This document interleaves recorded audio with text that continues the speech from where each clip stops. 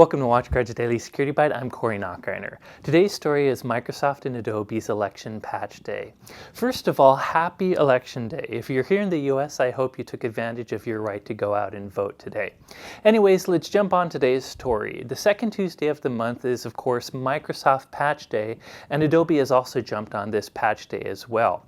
So jumping right in, today Microsoft released 14 security bulletins, 6 of which they rate critical. These bulletins fix over 77 vulnerabilities in many of their products, including Windows, both of their browsers, IE and Edge, the Office package, as well as a SQL Server. Now, there's more vulnerabilities to name, but of course the critical updates often fix very important remote code execution flaws. For instance, some of the browser vulnerabilities, if you visit the wrong web page, a bad guy can leverage them to forcefully download and install malware on your computer.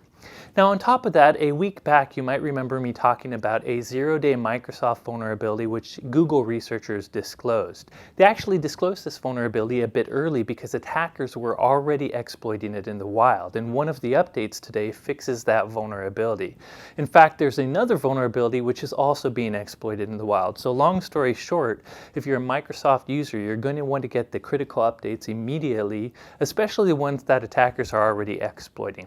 On the Adobe side of the equation, they released 2 security bulletins, one fixing a bunch of vulnerabilities in Flash Player, and the other fixing vulnerabilities in Adobe Connect. Now again, it's not worth going into all these vulnerabilities in technical detail, but do know Flash Player is very popular, and a number of these vulnerabilities could allow remote attackers to execute code on your computer, again in that drive-by download scenario. So you definitely want to get the Adobe updates as well. So long story short, if you use any of the Microsoft affected products or any of the Adobe affected products, go and patch. And by the way, I highly recommend you test your patches before applying them to at least production servers. For instance, for the SQL Server bulletin, you might want to make sure to test it in a virtual version of your SQL Server before pushing it to your production database server. Anyways, that's it for Microsoft and Adobe update. Again, hopefully you voted today and we'll know the election results soon. That's it for today's story. Thank you for watching.